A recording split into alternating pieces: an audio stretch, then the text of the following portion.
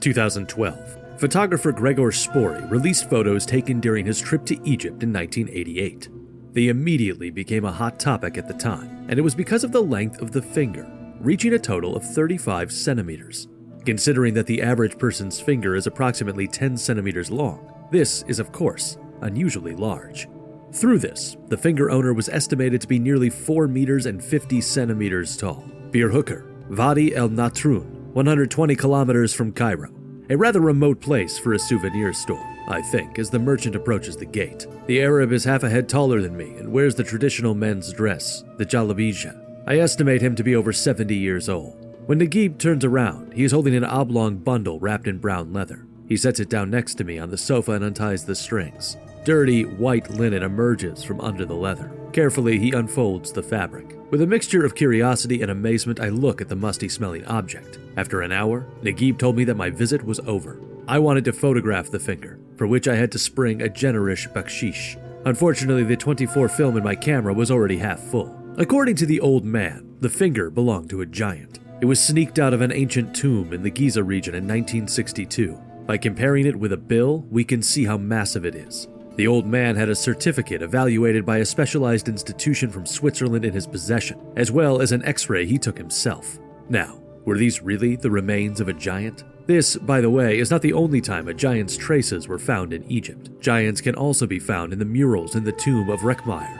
The ancient tomb has depictions of giants whose physique is exceptionally large compared to ordinary people. These include giants transporting giant stones, giants with a height similar to a giraffe, and even giants pushing boats. Scholars rejected the theory of giants, saying that it is highly likely that people of higher status were painted larger than those of lower status. However, there are questions that remain unanswered. Why were people of higher status engaged in heavy labor, such as carrying bricks and pushing boats? Moreover, they were consistently depicted as approximately 4 to 5 meters tall. These giants and the Bir Hooker giant, are they purely a coincidence?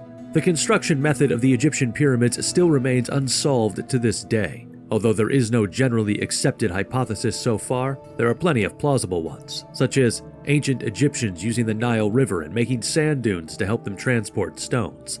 The stone itself is said to be the type that could be easily processed into limestone. However, that does not answer the question of how they transported and used them in the construction. The average weight of a stone used to build the pyramids is said to be approximately 2.5 tons, which is over twice as heavy as a 1-ton truck. More than 2.3 million stones were used to build a single pyramid. For the Great Pyramid of Khufu, which is the largest pyramid, these stones had to be piled up until they reached the height of 147 meters. Was building sand dunes enough to make all of this possible? Egyptian pyramid researcher Kartodos stated that at least 100,000 workers and 20 years of construction would be required to build a pyramid by using only the Nile and sand dunes.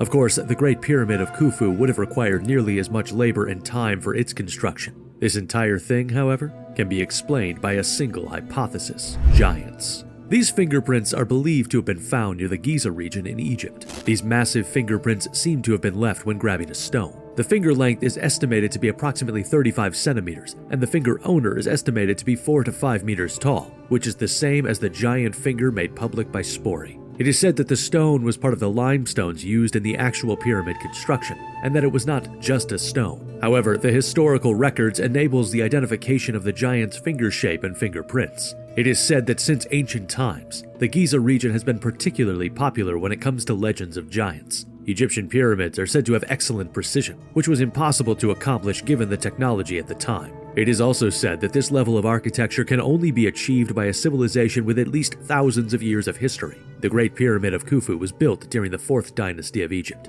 which is far from enough to leave behind advanced architectural structures like the pyramids. Did a genius engineer, with the power of God bestowed upon them, suddenly appear out of thin air? When it comes to oddities, the pyramids are not the only ones. The Sphinx has many stories about its origins and history as well. There is a mystery collectively cited by numerous scholars who have investigated the Sphinx, and that is the structure showing traces of water erosion from snowmelt or rainfall. This means that the Sphinx was built in a place with a humid climate. In the plateau where it is located, however, it has hardly rained since 3000 BC. A brief period of rain cannot cause an erosion on such an elaborate structure. Moreover, it is said that the estimated time of heavy rainfall occurrence in the area traces back to at least 10,000 BC. Who knows? Maybe Egyptian relics were made by giants long before we knew of their existence. Although Egypt's ancient civilization of giants has been a hot topic of debate to this day, there is no clear answer so far. Here is what the father of Egyptology, Jean-François Champollion, had to say on the matter.